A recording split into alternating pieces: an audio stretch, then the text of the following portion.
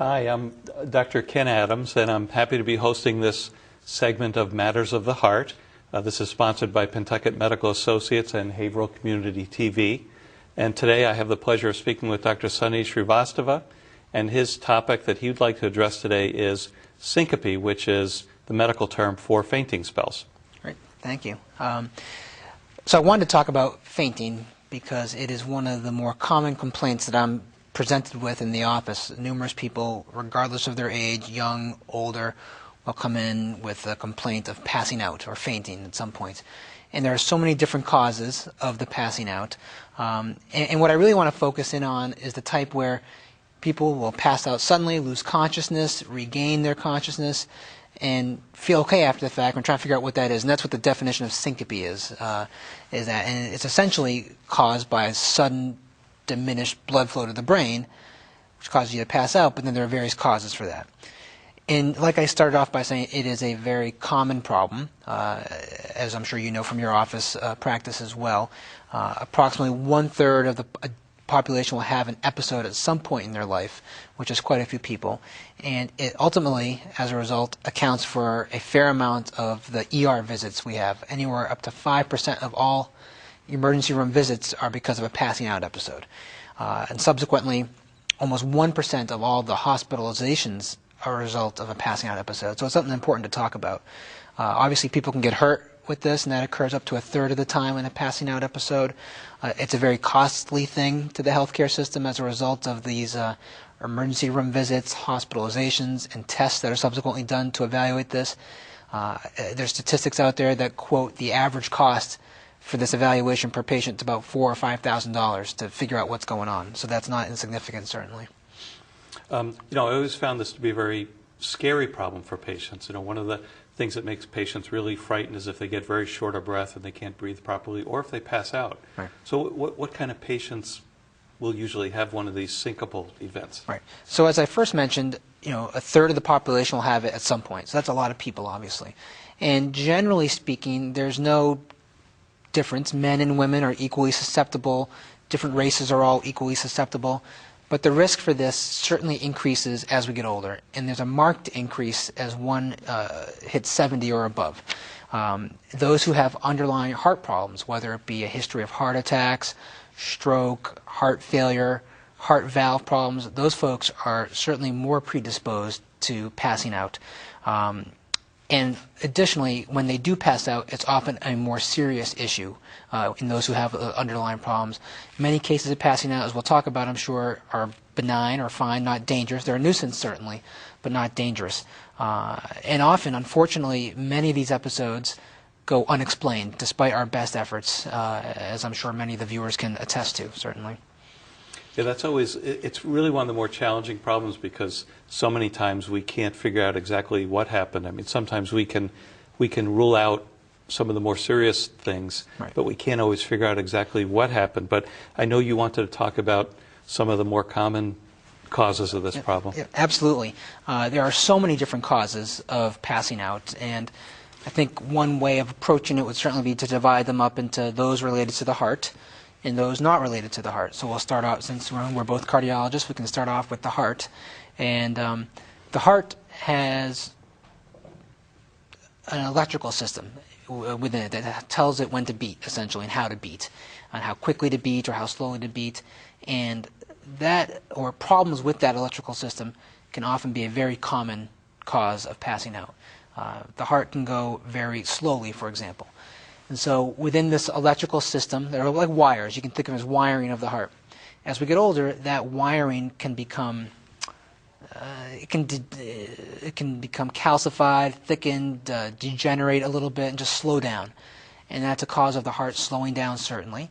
And if the heart slows down too much, the heart's not able to pump enough blood to the head, and someone would get lightheaded, dizzy, pass out. And often the body reacts by surging the heart rate back up briefly so you can at least regain consciousness. But that's not an uncommon cause of older folks passing out. And those are people who often end up with pacemakers, for example.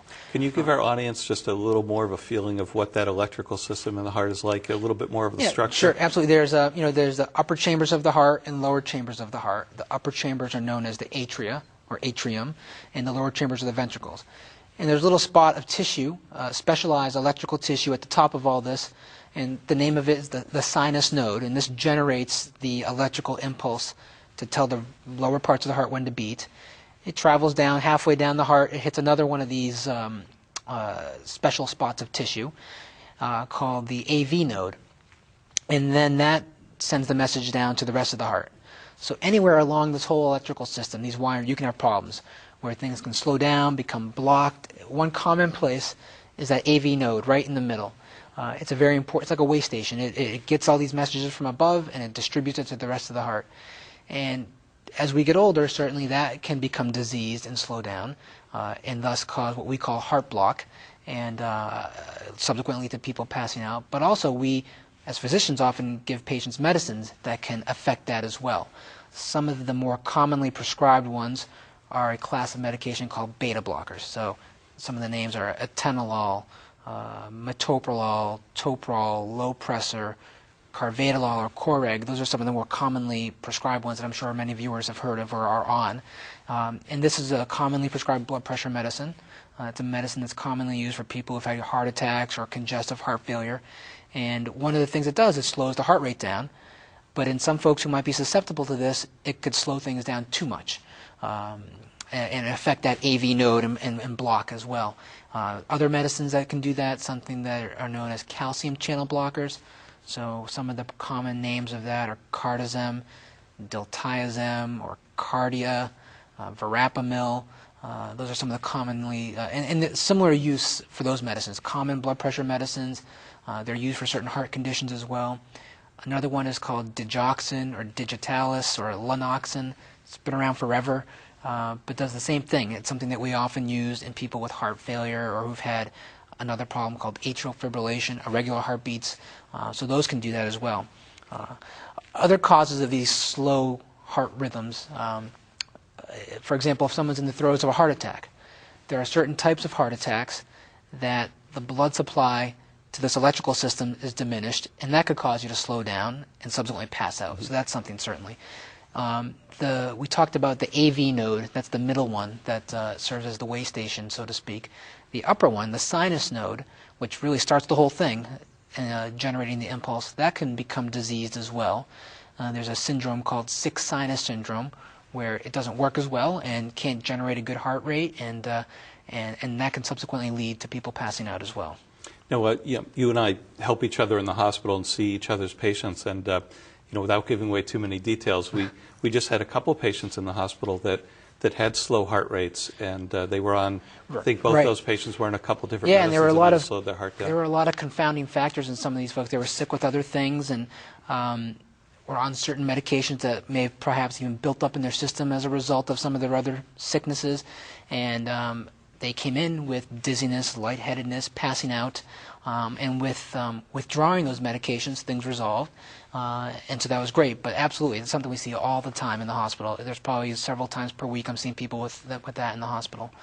So what will you do for somebody like one of those patients we just saw this week? I mean, what was the strategy? Yeah, so you try to correct the other problems, certainly, and remove the offending agents, i.e. the medications.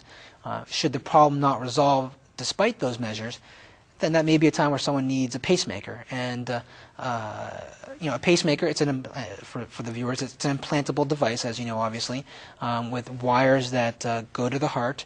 And essentially these wires, called leads, are just watching what the heart's doing. They are monitoring how fast the heart rate is going. And we can program a heart rate, and whenever it dips below that, the pacemaker kicks in and tells it to beat, and it's like an insurance policy. It's there if you need it, but often doesn't need to be used, certainly. So I think for the most part that probably covers the slow heart rhythm problems. Yeah, I just wanted to ask you one more about that. Where there might be a very elderly patient, say, 85, 86, 90 years old, who comes in not on any of these meds and has a really slow heart rate. Maybe they passed out at home because of the slow heart rate. And